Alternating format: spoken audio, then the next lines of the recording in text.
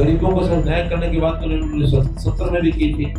उस 70 में ये सत्ता में आए तो उस गरीब को गरीबी हटाने के नाम से उस नारे पर आए और गरीब का इन्होंने हाल क्या किया है, गरीब लगातार गरीब होता चला गया। 80 लाख करोड़ रुपए का उन्होंने वादा कर दिया।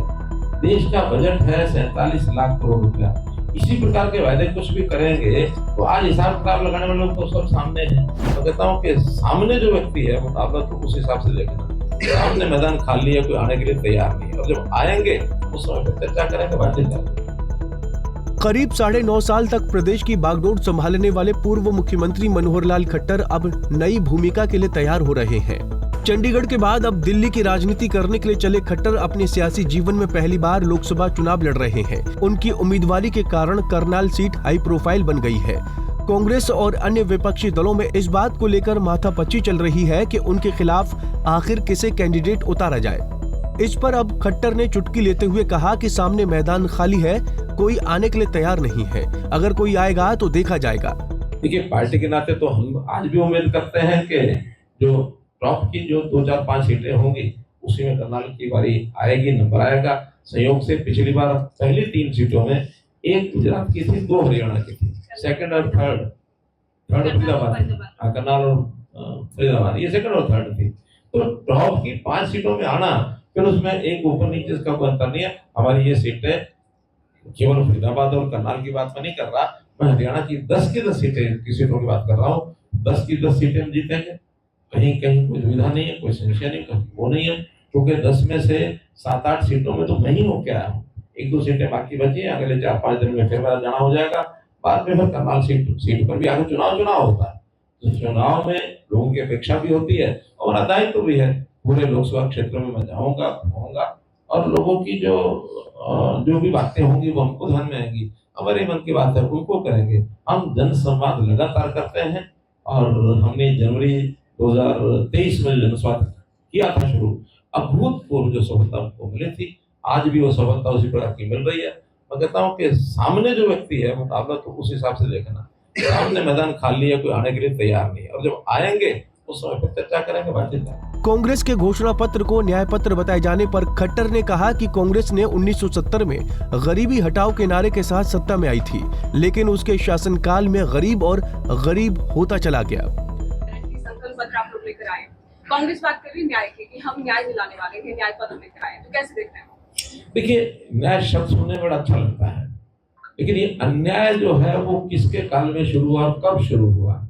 इस न्याय को करते करते कांग्रेस 60 साल ये लगातार आलाप दे रही। उन गरीबों को सिर्फ न्याय करने की बात तो उन्होंने 70 में भी की थी। उस 70 में ये सत्ता में आए तो उस गरीब को गरीबी हटाने के नाम से उस नारे पर आए थे और गरीब का इन्होंने हाल क्या किया है, गरीब लगातार गरीब होता चला गया। उसके मकान की चिंता नहीं की, उसके घर में लाइट की चिंता नहीं की, उसके घर में रसोई गैस की चिंता नहीं की, उसके घर में नल से जल देने की व्यवस्था नहीं की। ये किसने की? ये मोदी जी ने की। ये गरीब का पैसा किस प्रकार से लुटवाते थे, स्वयं इन्हीं के एक यानी पूर्व प्रधानमंत्री उस समय जो प्रधानमंत्री थे राजीव गांधी, उन्होंने कहा था कि 1990 की बात है और इन्होंने अपनी कांग्रेस की वर्किंग कमेटी में बात कही कि हम 1 रुपया ऊपर से भेजते हैं, नीचे जाते जाते 15 पैसे रह जाते हैं। तो इस भ्रष्टाचार का घिनौना खेल इन्होंने खेला। ये किस न्याय की बात करेंगे? न्याय की अगर बात करनी है तो कम से कम अपनी पार्टी के अंदर कर लें, एक दूसरे को न्याय दे दें। जिस न्याय के चलते पार्टी का कार्यकर्ता इनका जरा ठीक हो जाए, पार्टी ठीक से चल पड़े। यानी आज हमारी इच्छा है कि जल्दी से ये अपने यहाँ न्याय करके और किसी को टिकटों का बंटवारा करना कर दे। हमने 13 मार्च को अपनी टिकटें घोषित कर दी थी, आज 15 अप्रैल हो गई है। 1 महीना 1.25 महीने में ये अपनी बैठ के अपने स्क्रीनिंग कमेटी बनाई, वो इसको न्याय देने की बात कर रहे हैं। हरियाणा न्यूज़ से ज्योति के सवाल से ही जुड़ा मेरा सवाल था। ज्ञान की बात आप कर रहे हैं जिसमें महिला, गरीब और किसानों की बात कर रहे हैं। जैसा कि कांग्रेस की अगर बात करें तो इसी ज्ञान में उसने कुछ चीजें और ऐड ऑन कर दी हैं, श्रमिक न्याय, संवैधानिक न्याय, आर्थिक न्याय, 10 न्याय की वो बात कर रही है। तो कांग्रेस के इस न्याय पत्र से कैसे भारतीय जनता पार्टी का संकल्प पत्र बेहतर है? और दूसरा सवाल सर मेरा ये है किसानों से जुड़ा, आप किसानों के लिए कई योजनाएं लेकर आ रहे हैं, अन्न भंडारण की भी आप बात कर रहे हैं, लेकिन कांग्रेस सीधे सीधे कह रही है कि हम MSP कानून लेकर आएंगे। देखिए, एमएसपी कानून की बातें बहुत चल चुकी हैं और वो कुल मिला करके किसान की इनकम कैसे बढ़े, आय कैसे बढ़े, क्योंकि एमएसपी हम लगातार बढ़ा रहे हैं। एमएसपी बढ़ाने के बाद उस एमएसपी पर लोग खरीदेंगे, सरकार भी सरकार जितनी आवश्यकता उतना खरीद रही है। आज आवश्यकता के हिसाब से ही खरीदा जाता है, बिना आवश्यकता के खरीद करके इस जैसा देश के बजट का वो हिसाब नहीं लगाते हैं ना। मैंने बताया कि 80 लाख करोड़ रुपए का उन्होंने वादा कर दिया। देश का बजट है 47 लाख करोड़ रुपया। इसी प्रकार के वायदे कुछ भी करेंगे तो आज हिसाब किताब लगाने वाले लोग तो सब सामने हैं।